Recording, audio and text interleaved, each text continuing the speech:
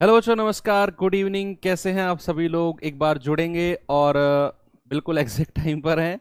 आपकी जो क्लास है रेशियो एंड प्रोपोर्शन की चल रही है और आज जो हमारा पार्ट शुरू होने वाला है वो प्रोपोर्शन का पार्ट शुरू होने वाला है। बहुत ही इंटरेस्टिंग पार्ट आज चलने वाला है। बहुत अच्छे अच्छे और ऐसे लेवल के सवाल मैं आपको कराने वाला हूँ जिनको देखकर आपको लगेगा कि यार हाँ, हम एक ऐसे एग्जाम की तैयारी कर रहे हैं जिसका आधे से ज्यादा लोग फॉर्म इसीलिए नहीं भरते हैं क्योंकि वो इसके नाम से डरते हैं। सच है ये। तो एक ऐसे एग्जाम की आप तैयारी कर रहे हो तो उस लेवल का सवाल हम करेंगे। हालांकि अगर मैं पिछले 2-3 साल से देखूं तो बड़ा स्तर गिरा दिया है सीजीएल ने, लेकिन हम रिस्क नहीं ले सकते हैं। हम अगर उस वे में चले गए और एग्जाम ने पैटर्न चेंज कर दिया तो हमारी तो लग गई 1-1.5 साल की, है ना। तो वो रिस्क नहीं लेंगे। हर लेवल का और हर तरह का सवाल हम करेंगे। बच्चे, मेरा जो टारगेट होता है ना, मेरा टारगेट पढ़ाने का, स्पेशली अगर बताऊं तो ये नहीं होता है कि मैं आपको पढ़ाऊं और जो मैं आपको पढ़ा रहा हूं बस उसी टाइप के सवाल आप कर पाओ। नहीं, मेरा टारगेट होता है ये कि जब मैं आपको पढ़ाऊं ना, इसके बाद में आप एसएससी लेवल की कोई भी बुक उठा लो, कोई भी बुक, चाहे वो प्रीवियस ईयर हो, चाहे वो किसी और टीचर की बुक हो, चाहे वो किसी और टीचर के नोट्स हो, चाहे वो किसी और टीचर के क्वेश्चंस हो, कोई भी बुक हो, है ना, तो उन सवालों को आप कर पाओ। और आप कर रहे होंगे अगर आप सीरियसली क्लास को ले रहे होंगे। अब आज की जो हमारी क्लास है बच्चे, वो है प्रोपोर्शन। प्रोपोर्शन का पता है सबसे बड़ा मजा क्या है? रेशियो एंड प्रोपोर्शन का। आधे बच्चे इस बात को ही डिफरेंशिएट नहीं कर पाते हैं। What is the difference between ratio and proportion? उन्होंने एक साथ चैप्टर का नाम पढ़ा, रेशियो प्रोपोर्शन। उनको लगता है चैप्टर का एक ही तो नाम है, अनुपात समानुपात।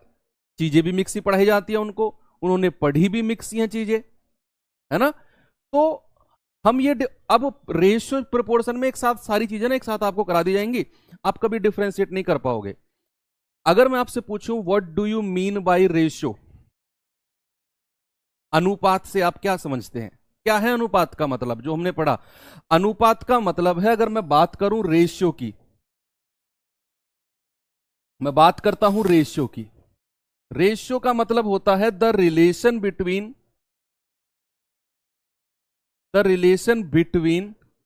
To numbers. Two numbers Hindi में भी लिखूंगा, टेंशन मत लो। The relation between two numbers, दो संख्याओं के बीच का संबंध। क्या बोला मैंने? दो संख्याओं के दो संख्याओं के बीच का संबंध। और ये सब आप पढ़ चुके हैं। बीच का संबंध, बीच का संबंध, भाई यही तो पढ़ा हमने कि ए अनुपात बी, जैसे मैंने कहा, है ना। ए का बी से क्या संबंध है? A B C D. दो या दो से अधिक संख्या अगर आप लिखें तो ठीक है। The relation between two and more than two, and more than two, more than two ऐसे लिखें तो ठीक है, क्योंकि ए बी सी डी तक की भी कहानी जाती है। The relation between two and more than two numbers क्या होता है? रेशियो, है ना। दो या दो से अधिक संख्याओं के बीच का संबंध।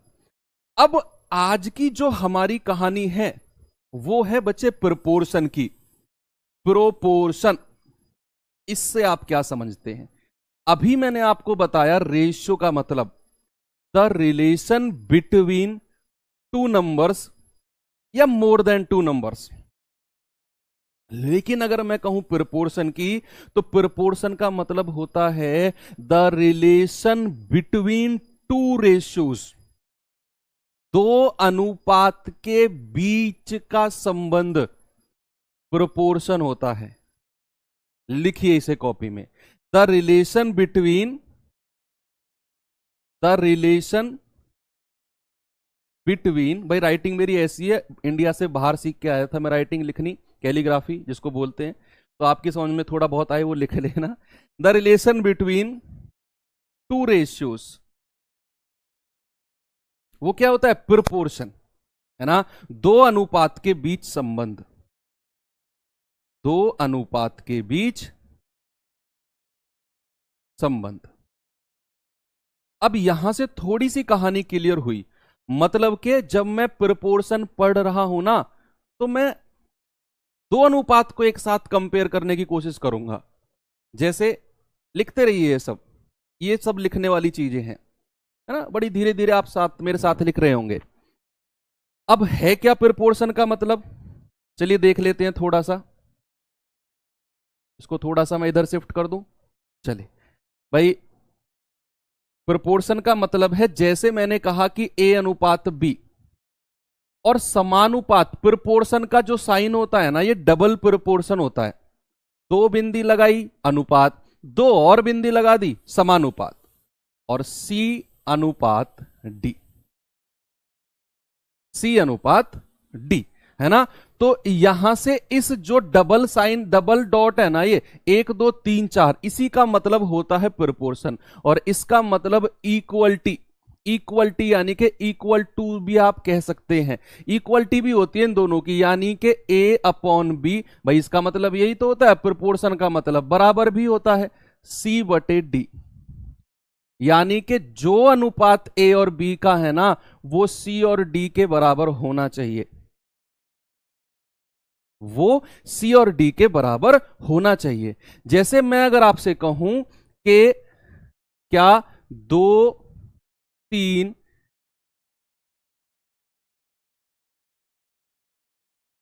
10 और 15, क्या ये संख्या समानुपातिक है? क्या ये संख्या समानुपातिक है? जो अनुपात ए और बी का है वही रेशियो सी और डी का होना चाहिए। मेरा आपसे सवाल है, क्या ये संख्या समानुपातिक है? क्या ये संख्या प्रोपोर्शन में है? आप कहेंगे सर चेक करना पड़ेगा। कैसे? पहली दो संख्या का अनुपात लेंगे सर 2/3, और बाद की दो संख्या का अनुपात लेंगे 10/15। क्या ये दोनों बराबर हैं? बिल्कुल है सर। कैसे? 5 दूनी 10, 5 तिया 15। भाई 2/3 का रेशियो यहां पर था, 2/3 का यहां पर हो गया। इसका मतलब है कि जो संख्या 2 3 10 और 15 है ना, ये प्रोपोर्शन में है। ये क्या है? ये संख्या प्रोपोर्शन में है, क्योंकि मैंने यहां अपनी कंडीशन को चेक किया है। एक और मैं आपको क्वेश्चन देता हूं, जल्दी से बताएंगे उसका आंसर। अब भाई यहां पर मैंने लिखा 2.5 और 3.5,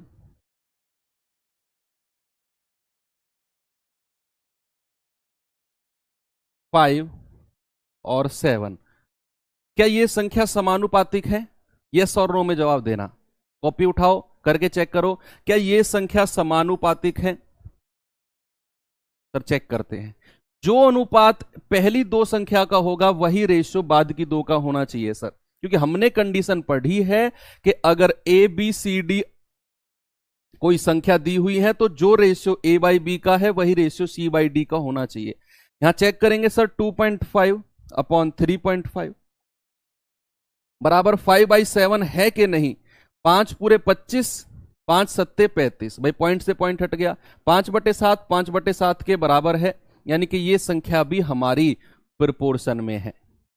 अनुपात काट के चेक करेंगे, अगर ये 2.5 3.5 है तो ये तो 5/7 हो गया, और इधर तो 5/7 है ही है भाई, तो ये संख्या हमारी प्रोपोर्शन में है। चलो एक और एग्जाम्पल देखते हैं, एक और एग्जाम्पल देखते हैं। एक और एग्जाम्पल क्या है? मैंने यहां पर लिखा,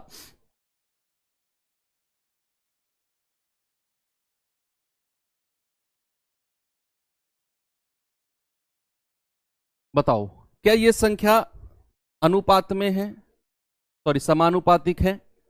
क्या ये संख्या प्रोपोर्शन में है? यस और नो? सर चेक करते हैं। मैंने 4 संख्या लिखी, मैंने कहा क्या ये संख्या प्रोपोर्शन, बहुत बेसिक चीज पढ़ा रहा हूं अभी तो। First proportion, second proportion, third proportion, fourth proportion, सब कुछ पढ़ना है, फिर सवाल भी करने हैं बहुत सारे। तो मैंने कहा सर चेक करते हैं, 3/5 यहां 15 यहां लिखा, और 5/30 यहां पे लिखा। तो 5 एकम 5, 5 छंग 30, 3 एकम 3, 3 पंजे 15। सर ये तो 1/5 1/6 है, ये तो इक्वल नहीं है। इसका मतलब ये संख्या प्रोपोर्शन में नहीं है। तो आपको समझ में आया कि भाई किस तरीके से हम प्रोपोर्शनैलिटी चेक करते हैं, किस तरीके से प्रोपोर्शनैलिटी चेक करते हैं। बात क्लियर हुई? चलो यहां तक की कहानी आपको क्लियर है। अब एक और चीज मैं आपको बताता हूं। एक आपने सुना होगा, 2 वर्ड सुने होंगे, डायरेक्टली प्रोपोर्शनल और इनवर्सली प्रोपोर्शनल। सुने हैं ये दो वर्ड। एक है डायरेक्टली प्रोपोर्शनल,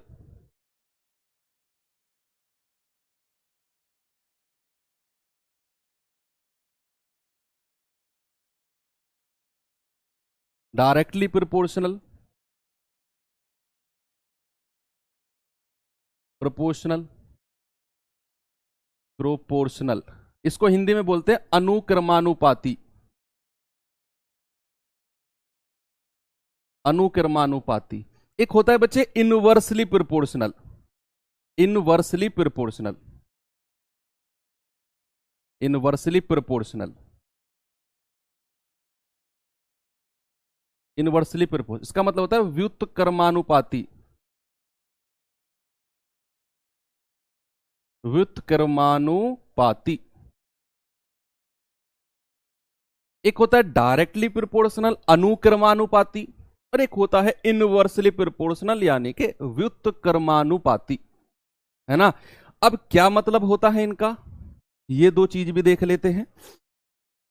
अगर मैंने आपसे कहा कि ए जो है डायरेक्टली प्रोपोर्शनल का साइन मैं यहां पर लिख देता हूं। डायरेक्टली प्रोपोर्शनल, अगर मैंने आपसे कहा ए बी के डायरेक्टली प्रोपोर्शनल है, पहले इसका एग्जांपल देख लेते हैं। अगर मैंने आपसे कहा ए बी के डायरेक्टली प्रोपोर्शनल है, तो आप इस तरीके से लिखेंगे डायरेक्ट। डायरेक्टली प्रोपोर्शनल से सीधा याद रखेंगे डायरेक्ट, डायरेक्ट, है ना। डायरेक्ट यानी कि ए ये डायरेक्टली प्रोपोर्शनल, ये प्रोपोर्शनल का साइन है, ये प्रोपोर्शनल का साइन है।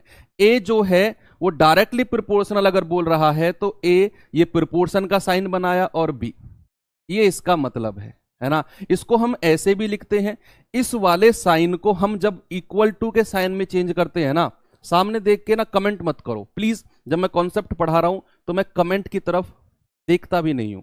जब मैं बहुत बेसिक कॉन्सेप्ट सिखा रहा हूं देखता हूं, लेकिन उन कमेंट को जो बहुत जरूरी हैं, तो प्लीज आप कमेंट करके, और आपके कमेंट केवल मुझे ही दिखते हैं, आपस में किसी को नहीं दिखते हैं, तो प्लीज कमेंट करके टाइम वेस्ट मत किया करो। जब मैं कहूं कि हाँ अब आंसर बताओ, तब कमेंट किया करो। तो यहां पर ए जो है ये प्रोपोर्शनल का साइन है, ये बी है। अब मैं इस प्रोपोर्शन के साइन को इक्वल्स टू में चेंज कर सकता हूं, है ना। इसको इक्वल्स टू के साइन में चेंज कर सकता हूं, और जब ये वाला साइन बराबर के साइन में बदलेगा ना, तो ये यहां पर एक कांस्टेंट टर्म के लिख जाएगा। यहां एक कांस्टेंट टर्म ना के लिख जाएगा, और यहां पर ये बी आ जाएगा। जब भी आप इस प्रोपोर्शन के साइन को इक्वल्स टू में चेंज करते हो, तो एक कांस्टेंट टर्म, कोई मल्टीपल, वो बी का कोई मल्टीपल हो सकता है, वो यहां पर के टर्म्स में जुड़ जाता है, और यहां पर ये इस तरीके से चीजें लिखी जाती हैं। अगर मैं आपसे कहूं इनवर्सली प्रोपोर्शनल का एग्जांपल, तो मैं कहूंगा ए, और प्रोपोर्शन का तो यही साइन होता है। और अगर कहूं ना इनवर्सली व्युत्क्रम, व्युत्क्रम का मतलब होता है एक बटे, क्या होता है व्युत्क्रम का, व्युत्क्रम का मतलब होता है एक बटे में कोई चीज। तो अगर मैंने कहा इनवर्सली प्रोपोर्शनल यानी कि व्युत्क्रमानुपाती, एक बटे में है वो चीज, तो एक बटे बी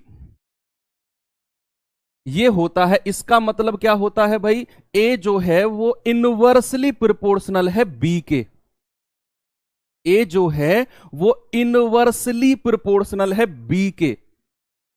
एक बटे बी का मत बोलना, केवल बी। अगर मैं कहूं A is inversely proportional to B, इसका मतलब है A is inversely proportional to B, केवल बी। तो इसका मतलब यही होगा। आप एक बटे बी मत करना, ये गलत आप कर दोगे अगर ऐसा कर रहे हो तो। हिंदी में इसका मतलब है ए जो है, ए बी का व्युत्क्रमानुपाती है, व्युत्क्रमानुपाती है, ऐसे लिखाएगा। ए बी का व्युत्क्रमानुपाती यानी कि A is inversely proportional to B, तो इसका मतलब भी यही होता है ए प्रोपोर्शन टू एक बटे बी। अब अगर यहां भी मैं इस साइन को चेंज करता हूं, तो बच्चे यहां इक्वल्स टू के साइन में बदला, तो ये के एक मल्टीप्लाई में आ जाएगा और बी यहां पर रहेगा। ये बहुत इंपॉर्टेंट चीज है, दोनों के दोनों कॉन्सेप्ट। एक होता है डायरेक्टली प्रोपोर्शनल का, एक होता है इनवर्सली प्रोपोर्शनल का। एसएससी ट्रेंड में है आजकल ये क्वेश्चन, अभी कराऊंगा मैं आपको, देखना। तो ये दोनों चीज क्लियर है। चलो सवाल एक बार मैं दिखा देता हूं आपको। सवाल नंबर 1 पे ही आते हैं। एसएससी एमटीएस 2022 में देखो क्वेश्चन आया हुआ भी है ये। एसएससी एमटीएस 2022 का क्वेश्चन है, ट्राई करते हैं किस टाइप से हम इन सवाल को करें। अभी हम जस्ट डायरेक्टली और इनवर्सली प्रोपोर्शनल के सवाल कर रहे हैं। First proportion, second proportion, third proportion, fourth proportion, वो सब बाद में पढ़ेंगे। जस्ट अभी तो डायरेक्टली और इनवर्सली प्रोपोर्शनल के ऊपर मैं आपको सवाल करा रहा हूं। तो यहां पे मैंने कहा सवाल में कि P का जो मान है वो सीधे, सीधे का मतलब होता है डायरेक्ट, डायरेक्टली प्रोपोर्शनल बोलेगा। The value of P varies directly as the square of Q, यानी कि P का मान सीधे Q के वर्ग के रूप में बदलता है। मतलब कि अगर मैं इसको रिप्रेजेंट करूं तो P जो है ना वो डायरेक्टली प्रोपोर्शनल है किसके, Q स्क्वायर के। जैसा सवाल ने कहा बच्चा वैसा ही लिखना है। सवाल को देखकर यह मत सोचो कि क्या मैंने इस टाइप का सवाल पढ़ा है, अगर नहीं पढ़ा तो मैं नहीं कर पाऊंगा। अगर आप ये सोचते हो तो मैथ आप नहीं सीख पाओगे। सवाल को देखकर ये सोचो ही मत कि क्या मैंने इस टाइप का सवाल पढ़ा है कि नहीं, लग जाओ करने। ये आगे के लिए मैं आपको एडवाइस दे रहा हूं। P का मान सीधे Q के वर्ग के रूप में बदलता है, मतलब P जो है डायरेक्टली प्रोपोर्शनल है Q स्क्वायर के। अब अगर मैं बच्चे इस साइन को चेंज करता हूं तो क्या मैं ये लिख दूं P बराबर K और यहां पर Q स्क्वायर। कोई दिक्कत है आपको? कोई दिक्कत नहीं है, अभी समझाया मैंने आपको, समझाया ना। अब अगर मैं आपसे कहूं कि जब Q बराबर 4 है, सवाल ने कहा है कि जब Q बराबर 4 है तो P बराबर 48 है, 48 है। तो P और Q का यहां मान रख के K का मान निकाल दो। ये आपके पास एक कंडीशन मिल गई इसको सवाल के लिए, यही ऑपरेट करेगी अब जो भी करेगी। सवाल ने कहा जब Q बराबर 4 है तो P बराबर 48 है। तो P बराबर मैंने यहां पर 48 रखा बराबर K और गुणा Q कितना आ गया 4, 4 से कट जाएगा 12 बार, यानी कि प्यारे भाई हमें मिल गया K बराबर 12। जो हमने कांस्टेंट टर्म K माना था उसकी वैल्यू मिल गई हमें कितनी, 12 मिल गई। अब इस K की वैल्यू को यहां पर टिका देंगे सीधा, और सेकंड कंडीशन को देखेंगे कि जब P बराबर 243 है तो Q बताओ। भाई अब सेकंड कंडीशन में सवाल में कह रहा है कि जब P बराबर 243 है तो Q बता दो कितना होगा। कंडीशन हमारी यही रहेगी। P कितना बोल दिया उसने, 243 बराबर K की वैल्यू हमने क्या निकाली है 12 और यहां पर Q स्क्वायर। तो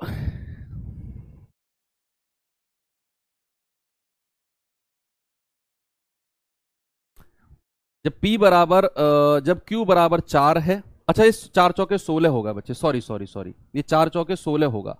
थोड़ा सा हमने यहां पर 4 4 लिख दिया, 4 चौके 16 होगा, Q स्क्वायर है ना, तो 16 3 48 आएगा ये, 16 3 48, 16 3 48। ठीक है, तो K की वैल्यू कितनी मिल गई 3, तो K की वैल्यू कितनी मिल गई हमें 3, तो 3 गुणा Q का स्क्वायर। ओके, अब यहां से Q की वैल्यू निकाल दो बच्चे, ये पूरा 81 बार जाएगा, तो Q बराबर कितना आ गया अंडर रूट ऑफ 81, यानी कि 9। आपकी वैल्यू कितनी आ गई 9, that is option number C. मैं एक बार रिपीट करता हूं फिर से देखना। सवाल ने कहा P का जो मान है सीधा Q के वर्ग के रूप में चेंज होता है, सीधा, तो directly proportional to Q square. तो जब मैंने साइन को चेंज किया तो एक K टर्म जुड़ गया, तो P बराबर K इंटू Q स्क्वायर। अब उसने दो कंडीशन दी है, क्या कि जब Q बराबर 4 है ना तो P बराबर 48 है। तो जब Q बराबर 4 है तो P बराबर 48, मैंने यहां पर रखा तो K बराबर 3 मिल गया, K की वैल्यू मिल गई 3। सेकंड कंडीशन उसने बोली कि जब P बराबर 243 है तो Q बताओ क्या होगा। तो मैं फिर से इसी कंडीशन पे आऊंगा कि P बराबर 243, K का मान 3 निकाल दिया तो Q बराबर 9 आ जाएगा। क्या आप नेक्स्ट क्वेश्चन के लिए तैयार हैं? तैयार हैं तो आ जाइए। ये रहा एमटीएस का ही सवाल है। उम्मीद करता हूं कि आप सभी लोग अब इस सवाल का आंसर देंगे, जल्दी से बताओ।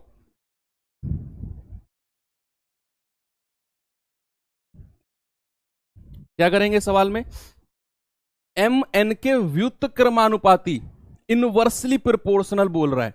किसके? एम एन के, यानी कि मैं कह सकता हूं M is proportional to 1/n। और जब मैं इस साइन को चेंज करूंगा तो m बराबर क्या आ जाएगा? k/n। m बराबर क्या आ जाएगा? k/n। सवाल ने कहा यदि m बराबर 20 है तो n बराबर 70 है, तो m बराबर 20 रखा तो k/n बराबर कितना है? 70। सवाल ने कहा है, मैं अपनी तरफ से नहीं लिख रहा हूं, तो बच्चे यहां से k कितना आ गया? 7 दूनी 1400। k की वैल्यू आ गई 1400। सवाल ने कहा यदि n बराबर 50 है तो m बताओ। अब सेकंड कंडीशन में ही वो पूछ रहा है कि m बताओ, k का वैल्यू कितना निकाला है? 1400, और n का वैल्यू कितना दिया हुआ है सेकंड कंडीशन में? 50। ये आ जाएगा 28। क्या कहानी क्लियर है? क्या कहानी क्लियर है? अगर मैं आपको अगले सवाल पर लेकर चलूं इस विश्वास के साथ कि मेरे स्टूडेंट इसका आंसर मुझे बताएंगे, तो आप मुझे क्या बता पाएंगे? सीजीएल का सवाल है 2022 का ही, एमटीएस में भी 2022 में आया, सीजीएल 2022 में आया, तो ट्रेंडिंग क्वेश्चन है ये। ए बी के धनात्मक वर्गमूल के अनुक्रमानुपाती है, वर्गमूल होता है स्क्वायर रूट, और सी के घन के व्युत्क्रमानुपाती है। यदि b बराबर 27, c बराबर 2, तो a बराबर 15 है। तो यहां से तो हम k की वैल्यू निकाल देंगे पहली कंडीशन से तो, और दूसरी कंडीशन में a और c दिया हुआ है, b निकाल देंगे। चलिए ट्राई करते हैं। सवाल थोड़ा सा चैलेंजिंग है, थोड़ा सा चैलेंजिंग है। सवाल को पढ़ते हैं एक बार फिर से। क्या कह रहा है सवाल कि a जो है ना b के धनात्मक वर्गमूल के अनुक्रमानुपाती, बच्चे डायरेक्टली प्रोपोर्शनल है स्क्वायर रूट ऑफ b। सवाल कह रहा है a जो है डायरेक्टली प्रोपोर्शनल है b के वर्गमूल के स्क्वायर रूट ऑफ b, और a की ही बात कर रहा है, और जो a है वो c के घन के व्युत्क्रमानुपाती है, c का घन का व्युत्क्रमानुपाती, यानी कि यही a जो है व्युत्क्रमानुपाती है c के घन के। 1/c³ हो गया। भाई मैं सवाल को फिर से पढ़ता हूं पहली लाइन को, यही बहुत इंपॉर्टेंट है। a b के धनात्मक वर्गमूल के डायरेक्टली प्रोपोर्शनल है, तो मैंने लिख दिया √b, और जो a है ना वो c के घन के क्यूब का इनवर्सली प्रोपोर्शनल है, व्युत्क्रमानुपाती है, तो 1/c³। अब मैं आपसे कहूं कि राम जो है वो श्याम का भाई है, और राम ही मोहन का भाई है। क्या मैं ये बात कह सकता हूं कि राम जो है वो श्याम और मोहन दोनों का भाई है? भाई a बराबर b और a बराबर c, तो मैं ये कह सकता हूं कि a बराबर b एंड c। तो क्या यहां से मैं कह सकता हूं कि a जो है वो डायरेक्टली प्रोपोर्शनल है √b/c³ के? मैंने इन दोनों को कंबाइन कर दिया, इन दोनों को कंबाइन कर दिया, यस और नो? इन दोनों को कंबाइन कर दिया √b और 1/c³ के। बस सवाल हो गया। यही तक कहानी जो थी वो समझने वाली थी। अब अपनी वही कंडीशन जो आपने पिछले सवाल में लगाई थी, बताइए। सर स्क्वायर बोल रहा था, आपने स्क्वायर नहीं लगाया। कहां बोल रहा था स्क्वायर? बच्चे पॉजिटिव स्क्वायर रूट बोल रहा है, क्या बात कर रहे हो आप? पॉजिटिव स्क्वायर रूट बोल रहा है ना? तो यहां अगर मैं इस साइन को =2 में चेंज करता हूं तो ये आ जाएगा k√b/c³। अब कंडीशन हम सवाल से चेक करते हैं। सवाल ने कहा यदि b बराबर 27 है, b बराबर 27 है, c बराबर 2 है, तो a बराबर कितना है? 15 है। कि b बराबर कितना है? 27 है, और c बराबर कितना है? 2। 2 का क्यूब हो जाएगा। बोला ना उसने c बराबर 2, है ना? ओके। अब सवाल ने बोला है कि यहां से आप k की वैल्यू निकालो पहले, तो कितनी आएगी बच्चे ये बताओ जल्दी से? 15, 2 दूनी 4 दूनी 8, 15 अट्ठे 120 बराबर के, और इसको लिख सकते हो आप 3√3। 27 को क्या लिख सकते हो? 3√3, 3√3 है ना। तो यहां से ये कितना आएगा? 3 चौके 12 40, और के की वैल्यू कितनी आ जाएगी? 40/√3। ये के की वैल्यू मिल गई आपको, पहली कंडीशन से के की वैल्यू मिल गई। अब उसने बोला है तो बता दो कि अगर a बराबर 9 है, c बराबर 2 है, तो b का मान बता दो। सेम यहीं पर आएंगे हम, फिर से यहां पर इसमें आएंगे फिर से। हमने पिछले 2 सवाल में यही किया था कि पहली कंडीशन से तो हम k का मान निकालते हैं, और फिर जो अगली कंडीशन दी होती है उसमें हम k की वैल्यू रख देते हैं। तो क्या मैं इस सवाल को आगे सॉल्व करूं? क्या बच्चे मैं यहां से रफ कर दूं इसको? तो ये क्या बनेगा भाई? यहां पर अगर आप इसको रखते हो, उसने कहा a बराबर 9 है, बराबर k की वैल्यू कितनी है? 40/√3, और c बराबर कितना है? 2, तो 2 का क्यूब, और यहां से ये √b आ जाएगा। बस आपने b की वैल्यू निकालनी है यहां से, b की वैल्यू निकाल दो यहां से, है ना। b की वैल्यू अगर आप निकालेंगे तो कितना आएगा? b की वैल्यू निकालेंगे तो ये आएगा आपका भाई 2 दूनी 4 दूनी 8, 2 दूनी 4 दूनी 8 नाम 72, और √3/40 बराबर स्क्वायर रूट ऑफ b। तो 8 पंजे 40, 8 नाम 72। यहां से अगर मैं b निकालूंगा तो इधर वर्ग हो जाएगा, क्योंकि ये स्क्वायर रूट है, स्क्वायर रूट हटाएंगे तो इधर वाली संख्या का वर्ग हो जाता है। तो 9 नाम 81 तिया कितना होता है? 243, ऊपर वाली संख्या का वर्ग, नीचे का वर्ग कितना है? 25। तो b की वैल्यू कितनी आ गई? 243/25। अब मैं करता हूं इसे रिपीट। सुन, बिल्कुल आराम से बैठ के सुनो, मैं रिपीट करता हूं। सवाल ने आपसे कहा था कि a जो है वो b के धनात्मक वर्गमूल, ये वर्गमूल बच्चे स्क्वायर रूट को बोलते हैं, कि अनुक्रमानुपाती है, यानी कि a डायरेक्टली प्रोपोर्शनल है स्क्वायर रूट ऑफ b के, और जो c के घन के व्युत्क्रमानुपाती है, यानी कि यही a 1/c² है। घन मतलब होता है क्यूब, पावर 3। और अगर ये तीनों कंडीशन है तो इनको मैं लिख सकता हूं a डायरेक्टली प्रोपोर्शनल है √b/c³ के, और इस कंडीशन को मैंने ये लिख दिया, इस कंडीशन को मैंने ये लिख दिया।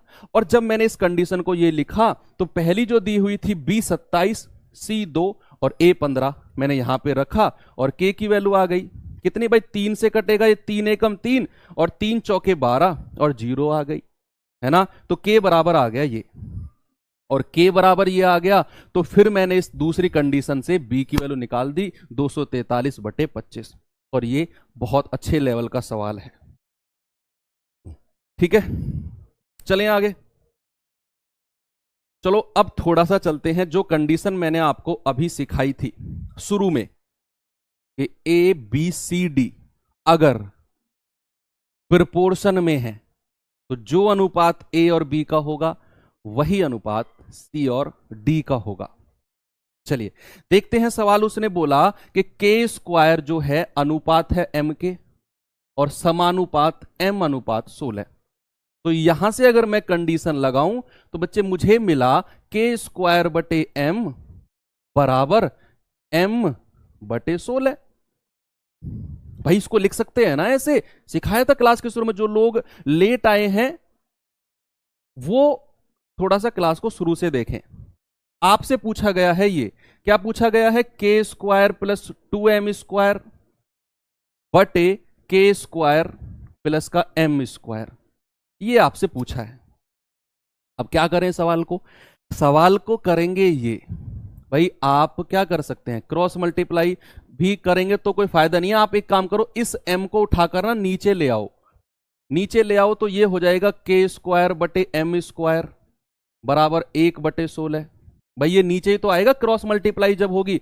अरे नहीं समझे क्या? ये हो जाएगा 16k² बराबर m²।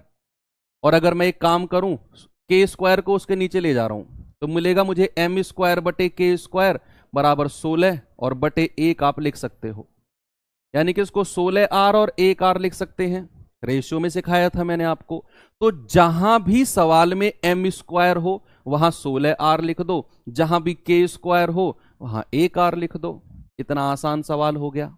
इतना आसान सवाल हो गया कि नहीं हो गया भाई? ये कंडीशन दी हुई थी मुझे, मैंने क्रॉस मल्टीप्लाई करी और मिला मुझे m स्क्वायर बटे k स्क्वायर बराबर 16, तो इधर ही रह गया, और बटे 1। अब जो सवाल में मुझसे पूछ रहा है, जहां के m स्क्वायर है 16 लिख दो, जहां k स्क्वायर है वहां 1 लिख दो। तो यहां k स्क्वायर है तो k स्क्वायर की जगह क्या लिखेंगे? 1। क्या लिखेंगे बच्चे? 1। और 2 गुणा m स्क्वायर कितना है? 16 बटे k square plus m square, यानी कि 16 प्लस 1 कितना हो गया? 16 दूनी 32 और 1 33 बटे 17। कहीं है ऑप्शन में जी? बी।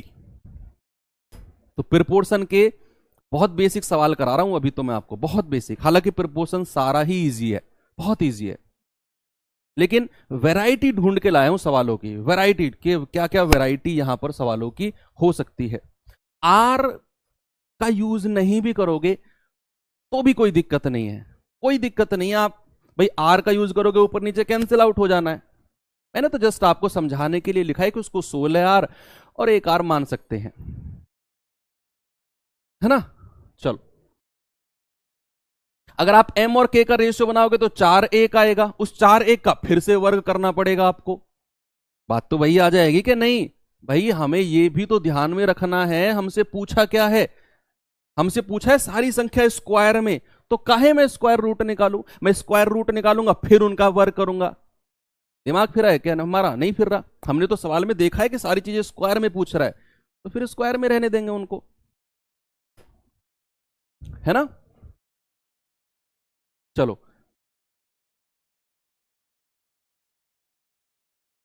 आगे चलें, इस सवाल पे आ जाओ, बताएंगे इसका आंसर क्या होगा। देखिए सवाल को आराम से। एसएससी एमटीएस 2022 इवनिंग शिफ्ट का ये क्वेश्चन है। थोड़ा स्लो यार, मैं तो जानबूझकर भी बहुत स्लो चलता हूं। आप लोगों के दो ग्रुप बटे हुए हैं, एक ग्रुप कहता है सर फास्ट चलो, एक ग्रुप कहता है सर स्लो चलो। ऐसा भी कोई है तुम में से जो ये कहे कि सर जी सही चल रहे हो, जैसा चल रहे हो चलते रहो? है ऐसा भी कोई? अब बताओ, मैं स्लो पढ़ाने लग जाऊं? कुछ लोग कमेंट पे कमेंट, सर फास्ट चलो। क्या करूं मैं? बताओ, मैं अगर आप मेरी जगह खड़े हो तो आप क्या करोगे? जैसा मैं खुद चल रहा हूं मुझे चलने दो, मैं सारी चीजें आपको करा दूंगा। फास्ट वाले भाई साहब थोड़ा सा आप थम के रहो।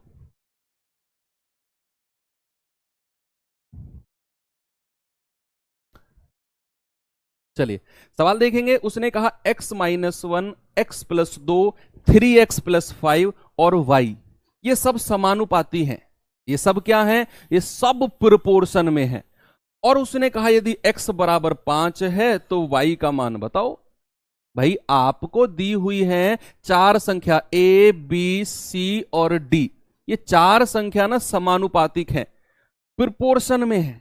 और प्रोपोर्शन में मैंने कहा कि जो अनुपात पहली दो संख्या का होता है वही अनुपात बाद की दो संख्या का होना चाहिए। क्लास के शुरू में ही 4-5 एग्जाम्पल कराए थे आपको, वही चीज है ना? तो यहां अगर मैं कहूं पहली दो संख्या का अनुपात, तो मैं कहूंगा x-1 बटे x+2, और यही अनुपात किसका होना चाहिए भाई?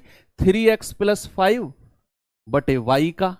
और सवाल ने बोला कि अगर x बराबर 5 है तो y बता दो।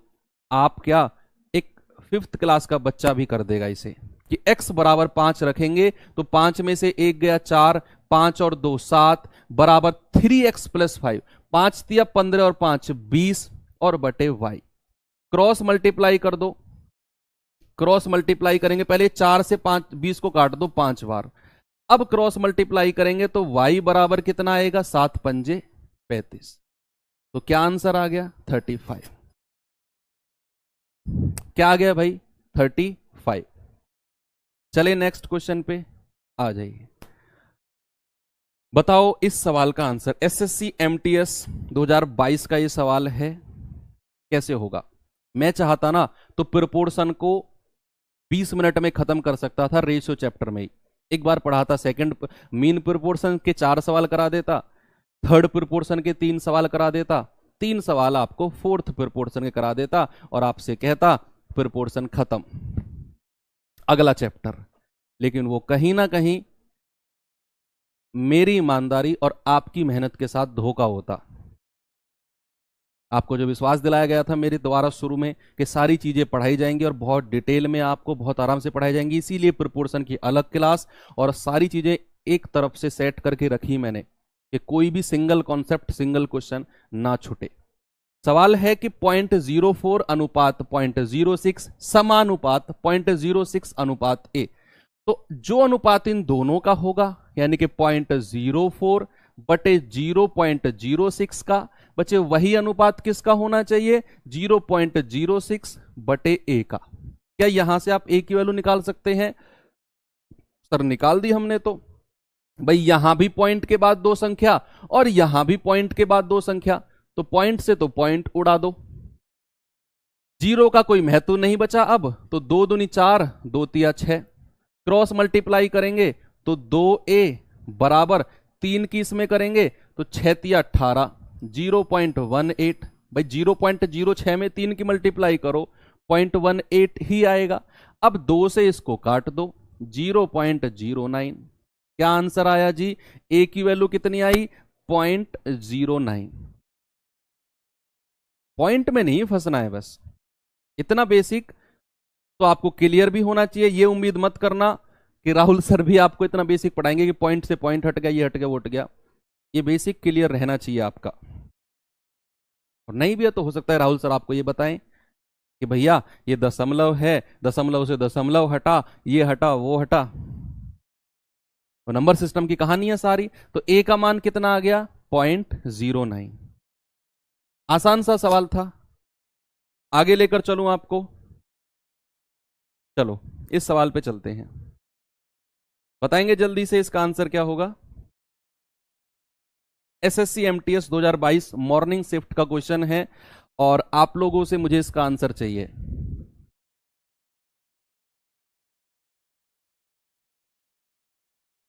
एक बटे 2 अनुपात x समानुपात x अनुपात 1/8 और x की वैल्यू आपसे पूछी है,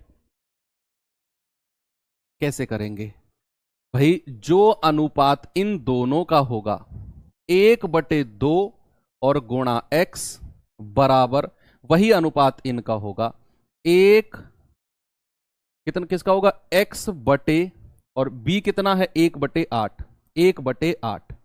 अब ये 8 चला जाएगा ऊपर,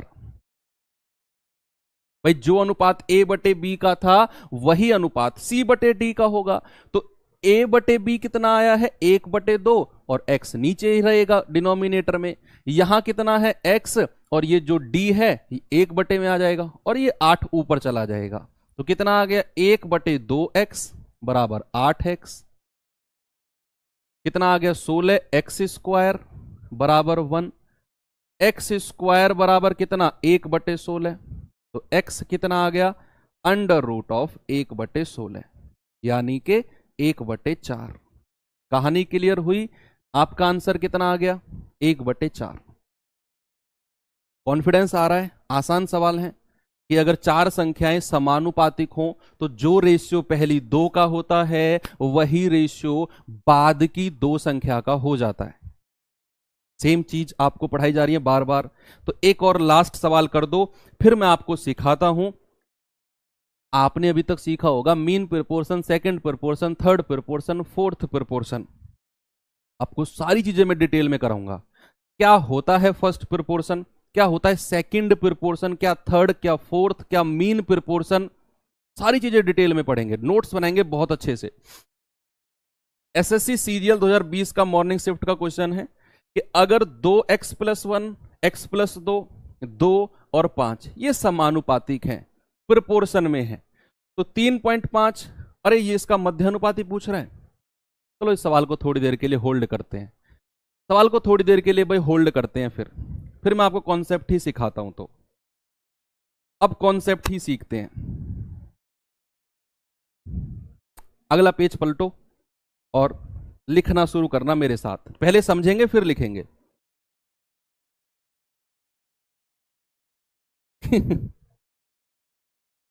चलो लिखिए भाई, यहां पर मैंने संख्या लिखी A अनुपात B समानुपात C अनुपात D।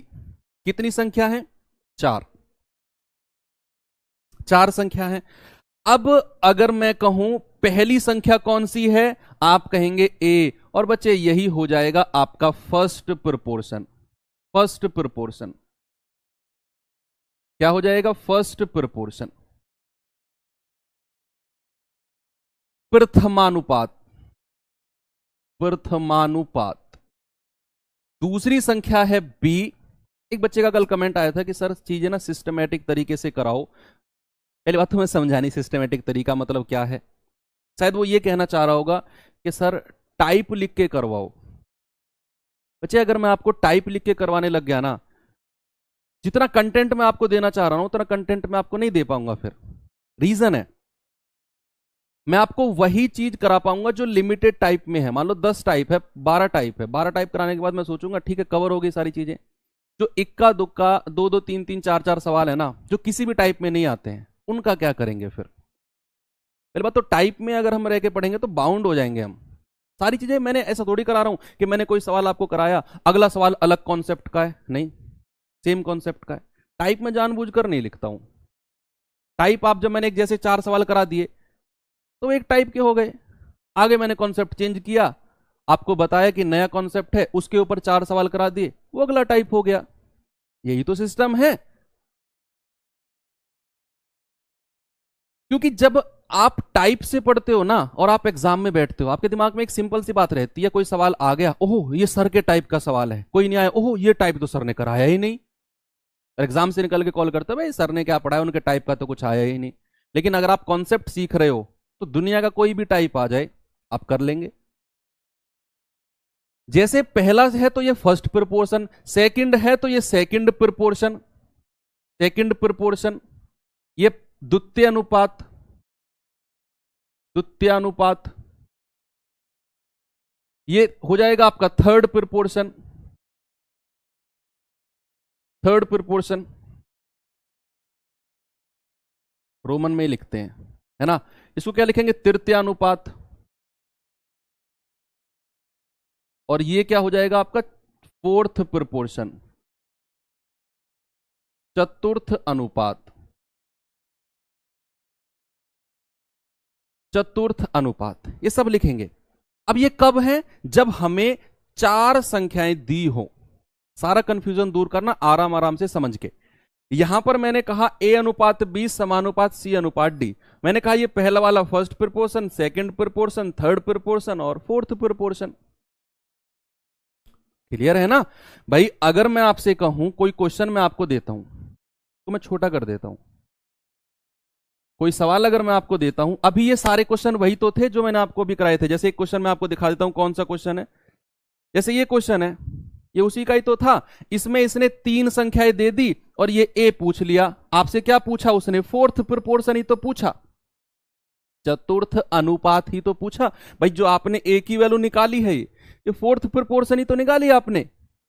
हां, अगर इसकी जगह इसे गायब कर देता तो फर्स्ट प्रोपोर्शन निकालते, फिर आप इसकी जगह इसे गायब कर देता तो सेकंड प्रोपोर्शन निकालते फिर आप। यस, है ना। तो हम जो कहानी पढ़ रहे हैं ये वही तो है। अब जैसे मैं आपसे कहने लगूं कि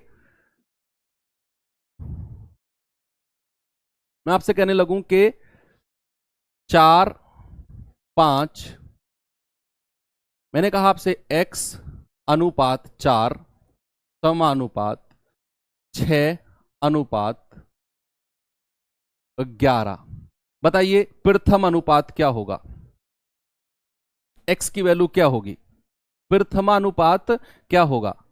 तो हां, इसमें वो चीज भी मैं आपको बताऊंगा। एक और बड़ी इंपॉर्टेंट बात है, बच्चा सर ये ऐसे भी तो हो सकता है, वो भी मैं आपको बताऊंगा। अभी फिलहाल आप ये देखो, अभी फिलहाल आप ये देखो भाई। जैसे मैंने कहा, आपने देखा कि सर जो अनुपात इन दोनों का होगा x/4 बराबर यही अनुपात 6/11 का होगा। तो x कितना आ जाएगा, क्रॉस मल्टीप्लाई करेंगे, 6 चौके 24 और बटे 11। अब मैंने आपसे कहा क्रॉस मल्टीप्लाई करना, एक चीज यहां से बड़ी कॉन्सेप्चुअल निकल के आती है कि क्रॉस मल्टीप्लाई किस किस की हुई है सर। सर यहां तो 4 और 6 की हुई है, यानी कि बीच की दो संख्याओं की, और यहां क्रॉस मल्टीप्लाई किसकी हुई है, x और 11 की, यानी कि पहली और चौथी संख्या की। अब यहां से एक कॉन्सेप्ट निकल के आया कि अगर आपको दिया हो a अनुपात b समानुपात c अनुपात d, तो पहली और चौथी संख्या का मल्टीप्लीकेशन यानी कि a गुणा d बराबर किसके हो जाएगा, b और c, जो बीच की दो संख्या हैं इनका मल्टीप्लीकेशन के बराबर। ये लिख लीजिए। ये आया कहां से है, यहीं से आया भाई। ये जो मैंने डायरेक्ट लिखा है ये कहां से आया, ये आया यहां से कि जब हम समानुपातिक संख्याओं को इक्वेट करेंगे ना, तो क्रॉस मल्टीप्लाई जब होगी तो वहां से 4 और 6 की मल्टीप्लाई बीच की दो संख्याओं की, और पहली और लास्ट की संख्या की मल्टीप्लाई ये रहा x और 11। तो यहां से आप सीधी सीधी वैल्यूज भी लिख सकते हैं। जैसे एक सवाल मैं आपको दूं, इसके ऊपर सवाल मैं आपको दे देता हूं भाई। मैं यहां पर लिखता हूं कि 5 अनुपात 8 समानुपात 9 या समानुपात x अनुपात 120। तो बताइए x की वैल्यू क्या होगी, क्या आप बता सकते हैं। आप कहेंगे कि सर पहली और लास्ट की संख्या की गुणा कर दो, कितना आएगा, 5 गुणा 120, और बीच की दो संख्या की गुणा कर दो, कितना आएगा, 8 गुणा x। तो 8 से जाएगा 15 बार, तो यहां से x बराबर कितना आ गया, 75। कितना आ गया, 75। ये थर्ड प्रोपोर्शन आपसे पूछा उसने, जब चारों संख्याएं दी हो तो, जब चारों संख्याएं दी हो। अभी वो चीज पे तो मैं पहुंचा ही नहीं हूं जहां से सवाल बनते हैं, वो चीज पे तो अभी पहुंचे ही नहीं है हम जहां से सवाल बनते हैं। ये कहानी क्लियर हुई आपको कि पहली और लास्ट की संख्या की जो मल्टीप्लीकेशन होगी वो बीच की दो संख्या की मल्टीप्लीकेशन के बराबर होगी। इतना पॉइंट तो क्लियर है, ओके। अब चलते हैं अपनी असली कहानी के ऊपर कि हमारी जो असली कहानी है ना वो क्या है। भाई मैं आपसे कहता हूं a और b दो संख्या है, इनके बीच का ये संख्या हो जाएगी आपकी प्रथमानुपात, प्रथमानुपात। और अगर आपसे कहे इन दोनों के बीच का मीन प्रोपोर्शन बताओ, एक वर्ड आता है मध्यानुपात, मीन प्रोपोर्शन। तो बच्चे जो मीन प्रोपोर्शन होगा ना, वहां से, चलो इसको भी मत लिखो, आपसे मैं कह रहा हूं a और b का मीन प्रोपोर्शन क्या होगा। कहानी सीख रहे हैं हम किसकी, मीन प्रोपोर्शन की। मीन प्रोपोर्शन दो संख्याओं के बीच मीन प्रोपोर्शन यानी कि मध्यानुपात। यहां से कहानी ढंग से सीखना बच्चे। अब तक की तो आपको क्लियर हो गई, पिछला कॉन्सेप्ट सारा क्लियर है कि a अनुपात b समानुपात c अनुपात d, तो a बटे b बराबर c बटे d, वही सारी कहानी अभी तक की।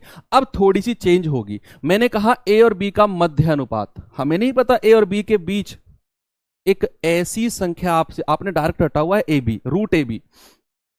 आप सभी लोगों ने डायरेक्ट रटा हुआ है कि a और b का जो मध्य अनुपात होगा ना वो रूट a b होगा, लेकिन वो आया कहां से, क्यों हम रूट ए बी करते हैं सर। असली कहानी तो वही है ना भाई, आपसे पूछा गया ए और बी का मीन प्रोपोर्शन मध्य अनुपात, यानी कि ए और बी के बीच एक ऐसी संख्या होगी बच्चे, ए और बी के बीच एक ऐसी संख्या होगी जिसका जो अनुपात ए से होगा वही अनुपात बी से होगा। मध्य अनुपात का क्या मतलब, अगर मैं आपसे कहूं 6 और 10 के बीच, 6 और 9 के बीच की मध्य संख्या बताओ क्या होगी, या ये छोड़ो, 1 और 3 के बीच की मध्य संख्या क्या होगी, 1 और 3 के बीच, तो आप कहेंगे सर 2, क्यों, क्योंकि जितना डिस्टेंस 2 और 1 का है उतना ही डिस्टेंस 2 और 3 का है, मध्य का तो यही मतलब होता है। तो यहां मैं अगर कहूं मध्य संख्या, जैसे मैंने कहा 10 और 16 के बीच मध्य संख्या बताओ, मध्य संख्या। तो आप कहेंगे सर 13, आप कहेंगे सर 13। क्यों? क्योंकि 13 का जो डिस्टेंस 10 से है वही 13 से 16 से है। तो मध्य संख्या, अगर कहूं मध्यानुपात, अभी तक तो मध्य संख्या की बात चल रही थी, अभी मैं कह रहा हूं मध्य अनुपात, यानी कि एक ऐसी बीच की संख्या जिसका जो अनुपात ए से होगा वही अनुपात बी से होना चाहिए। अब कहानी क्लियर हुई, यानी कि जो अनुपात, मैं मान लेता हूं यह संख्या कोई एक्स है, जो अनुपात इसका ए से है बच्चे वही अनुपात इसका बी से होना चाहिए। मध्य अनुपात का मतलब है कि एक ऐसी बीचों बीच की संख्या जिसका जो अनुपात इससे है वही इससे होनी चाहिए। भाई मध्य संख्या वाला कॉन्सेप्ट है ये। तो यहां से आप पहली दो संख्या की गुणा करेंगे, बीच की दो की करेंगे, तो आप कहेंगे एक्स स्क्वायर बराबर ए बी। तो यहां से मध्य अनुपात कितना आ गया? Root A B. क्या आ गया प्यारे भाई? Root A B. यहां से आया था ये root A B.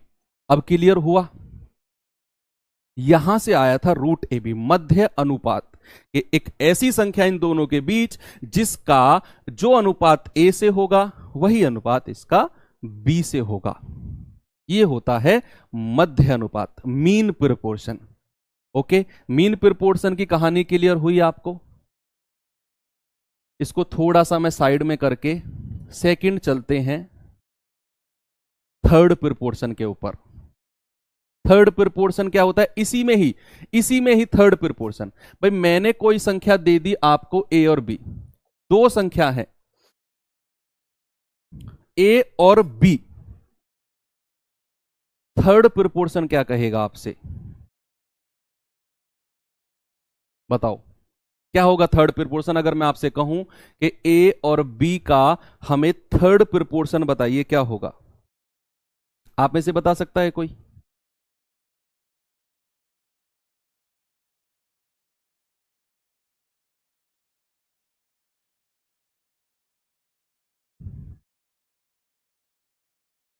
Third proportion का मतलब होता है कि भैया ए और बी कोई दो संख्या है, ए और बी कोई दो संख्या है, एक तीसरी संख्या की आपसे बात कर रहा है वो।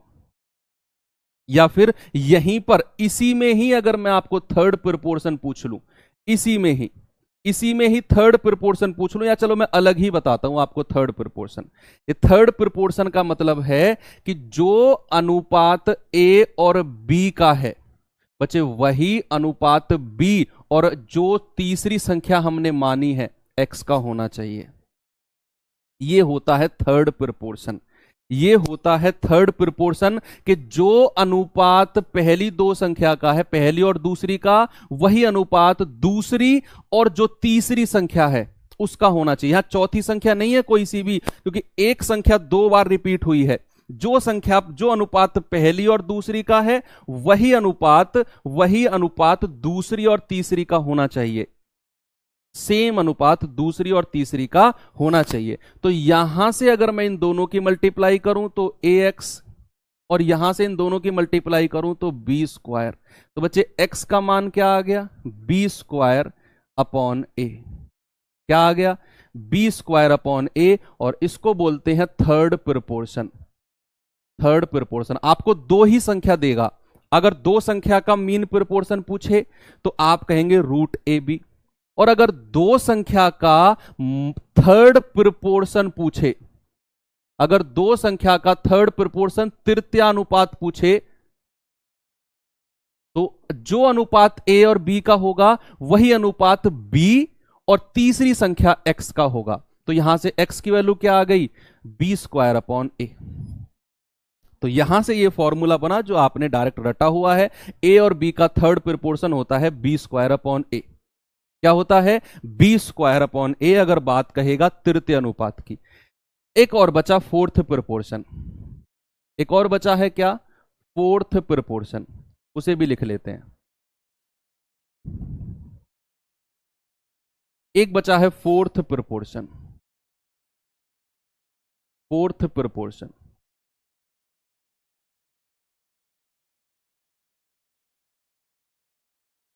चतुर्थानुपात, इसे बताएगा कोई? बच्चे जब आपसे चतुर्थ अनुपात पूछेगा ना तो तीन संख्या देगा आपसे। क्या देगा? तीन संख्या, ए बी और सी, और आपसे कहेगा चतुर्थ अनुपात बताओ क्या होगा। तो आप क्या कहेंगे कि सर जो अनुपात ए और बी का होगा ना वही अनुपात सी और चौथी संख्या एक्स का होना चाहिए। ये फोर्थ प्रोपोर्शन है,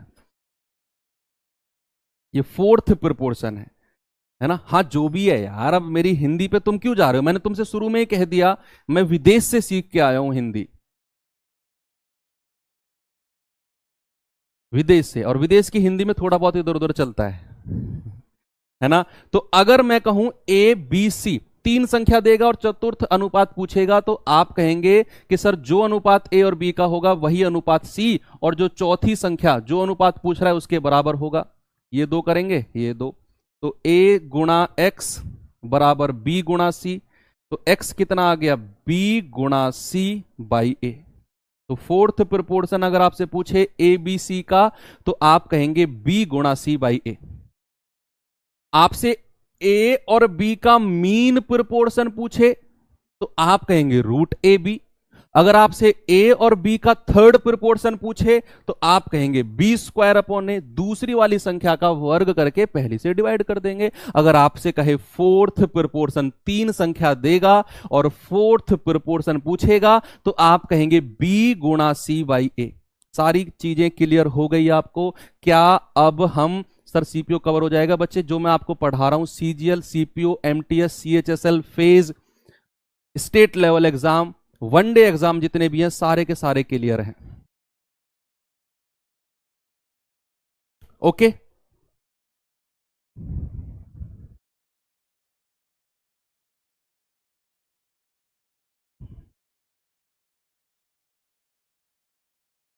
आगे चलें, चलो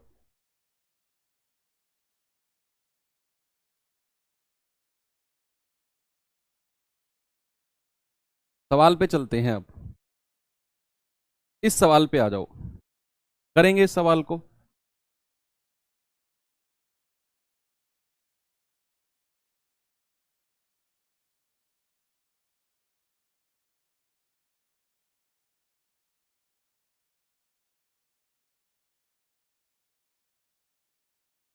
फर्स्ट प्रोपोर्शन शुरू में क्लियर तो कर दिया मैंने आपको।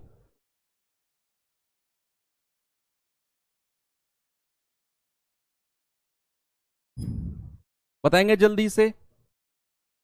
169 और 144 का मध्य अनुपात, बच्चे सीजीएल 2022 फर्स्ट शिफ्ट का ये क्वेश्चन है। एक कह रहा है वनडे एग्जाम क्या होता है गूगल करना, क्लास के बाद गूगल करना वनडे एग्जाम क्या होता है, ये आपका होमवर्क है। क्या आंसर आ रहा है? ए। भाई मध्य अनुपात पूछा है तो ए और बी का मीन प्रोपोर्शन होता है root A B. 169 into 144, multiply करने मत बैठ जाना, मैं कह रहा हूं फंस जाओगे अगर मल्टीप्लाई करने बैठोगे।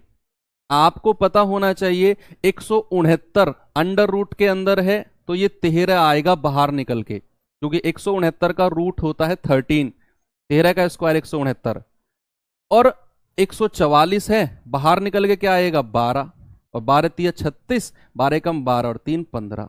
क्या आंसर आ गया? 156, ऑप्शन नंबर ए। आगे चलें, ये बताना जल्दी से, इसका आंसर बताएंगे भाई।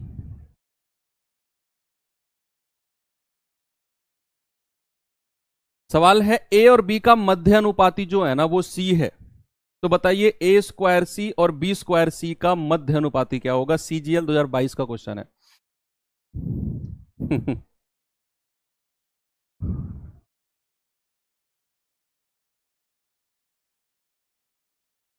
बताइए कैसे करेंगे सवाल? भाई ए और बी का मध्य अनुपाती जो है ना वो सी है, यानी कि मैं कह सकता हूं सी बराबर क्या है? ए और बी का मध्य अनुपाती यानी कि रूट ए बी। तो यहां से अगर मैं ए बी आपसे पूछूं तो ये वर्ग हटेगा और इधर स्क्वायर आ जाएगा, तो ए बी कितना है, सी स्क्वायर के बराबर है। अब उसने कहा तो बताइए ए स्क्वायर सी और बी स्क्वायर सी का मध्य अनुपाती। अरे वो क्या होता है भाई, ए स्क्वायर सी गुणा बी स्क्वायर सी, यही होगा ना, ए स्क्वायर सी और बी स्क्वायर सी का मीन प्रोपोर्शन। तो ए स्क्वायर कितना आ गया, ए की पावर 4, नहीं ए स्क्वायर कहां है, ये है कितना, क्या ए स्क्वायर, और ये है बी स्क्वायर, और सी गुणा सी कितना है, सी स्क्वायर। वर्ग से बाहर निकलेंगे तो ए गुणा बी गुणा सी निकल के आएंगे, भाई स्क्वायर हट जाएगा इनका। यानी कि मुझे जो आंसर बताना है, जो मुझे जो वैल्यू बतानी है, वो ए गुणा बी गुणा सी की वैल्यू बतानी है। और मुझे पता है ए बी किसके बराबर है, सी स्क्वायर के।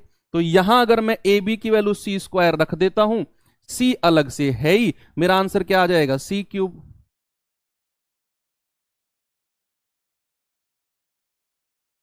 क्या आंसर आ जाएगा मेरा, सी क्यूब, क्योंकि ए बी बराबर सी स्क्वायर है। मुझसे पूछा था ए स्क्वायर सी और बी स्क्वायर सी का मीन प्रोपोर्शन, तो मैंने क्या किया, under root of A square C गुणा बी स्क्वायर सी, मिला A square B square C square, root से हटे ए बी सी, और ए और बी की वैल्यू मैंने क्या लिख दी, सी स्क्वायर, यहां पर रखी तो सी स्क्वायर यहां पर रखी, तो सी स्क्वायर इंटू सी यानी कि सी क्यूब। आगे चलें, नेक्स्ट 2022 सीजल का क्वेश्चन आसान है, जल्दी से बताओ। मध्य अनुपाती क्लियर कर रहा हूं पहले सारे, मध्य अनुपाती पे जिस टाइप के क्वेश्चन बन सकते हैं वो सारे क्लियर कर रहा हूं, फिर मध्य अनुपाती के बाद चलेंगे थर्ड प्रोपोर्शन, तृतीय अनुपात पे।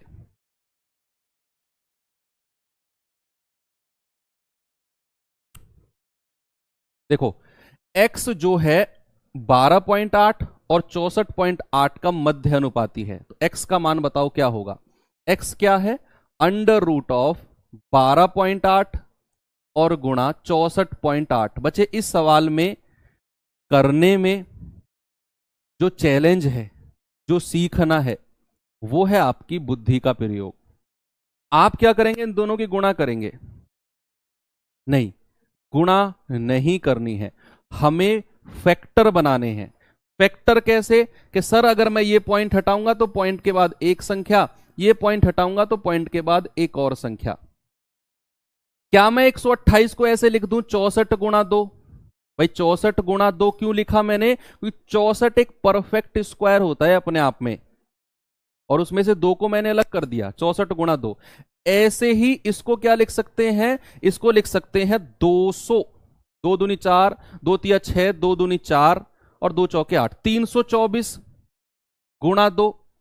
भाई लिख सकते हैं क्या नहीं इसको, मैं जानता हूं 324 जो है ना, ये 18 का वर्ग होता है कि नहीं, होता तो है भाई, 324 जो है ये 18 का वर्ग होता है, ओके, बटे और 2 जीरो ये थी। अब सारी संख्या आपको वर्ग मिल गई, मैं कह रहा हूं आपको गुणा करने की कोई नीड ही नहीं है, आप फैक्टर बना लो। बड़ी बड़ी संख्या जब भी अंडर रूट के बीच में अंदर हो ना, तो फैक्टर बना लो, ऐसी संख्याओं में तोड़ो जो परफेक्ट स्क्वायर बन सके। जैसे मैंने 128 को 64 गुणा 2 में तोड़ा, 648 को 324 गुणा 2 में। अब मैं जानता हूं 64 का तो बाहर आ जाएगा 8, 324 का बाहर आ जाएगा 18, और 2 गुणा 2 होता है 4, और 4 का आ जाएगा 2, बटे नीचे 2 जीरो 100 है, और 100 का अंडर रूट होता है 10, 18 अट्ठे 144 दूनी 288 बटे 10, यानी कि मेरा जो आंसर है 28.8, ऑप्शन नंबर सी। क्या सीखे इस सवाल से, कि अंडर रूट के अंदर अगर बड़ी संख्या है तो उनके फैक्टर बनाएंगे 2 गुणा करके या फिर 3 गुणा करके। जैसे ये तो 2 गुणा से आ गया, हो सकता है ऐसा कोई सवाल होता कि भैया भारतीय 36 360 8 24 384 हो सकता था, इसको आप क्या लिखते, 3 से गुणा करते, 3 गुणा, या फिर ये 256, हाँ फिर 3 गुणा आप करते, भाई 384 अगर होता, फिर ये 2 गुणा करके नहीं बनती बात, ये 2 गुणा करके बात नहीं बनती, फिर फिर ये 3 गुणा करके बनती, फिर कुछ और निकलता। मैं मतलब कहने का मतलब ये है कि आपको ना बड़ी बड़ी संख्याओं के फैक्टर बनाने हैं, आप अंडर रूट निकाल सके जिनका, तो आप कैलकुलेशन से बच जाओगे। अगले सवाल पर लेकर चलूं आपको, तो इस सवाल का आंसर बताओ।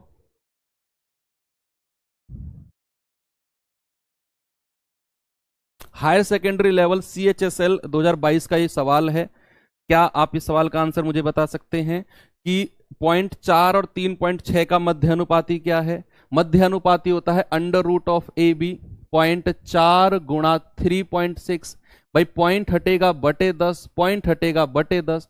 अब देख लो, 4 जो है 2 बाहर आ जाएगा, 36 जो है 6 बाहर आ जाएगा, नीचे 100 है 10 बाहर आ जाएगा।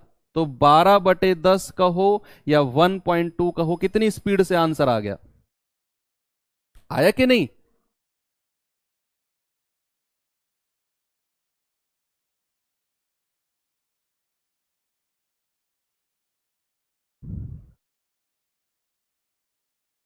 सभी का आ गया 1.2?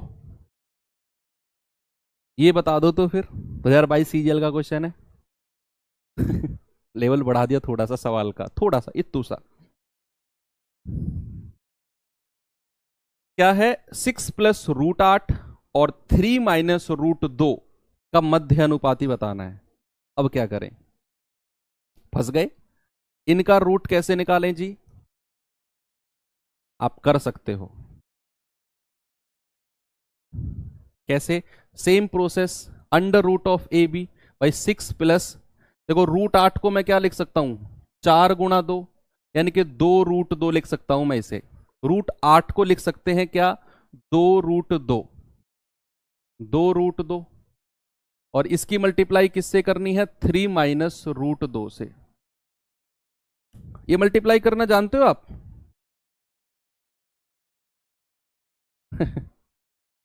मल्टीप्लाई करना जानते हो कि नहीं?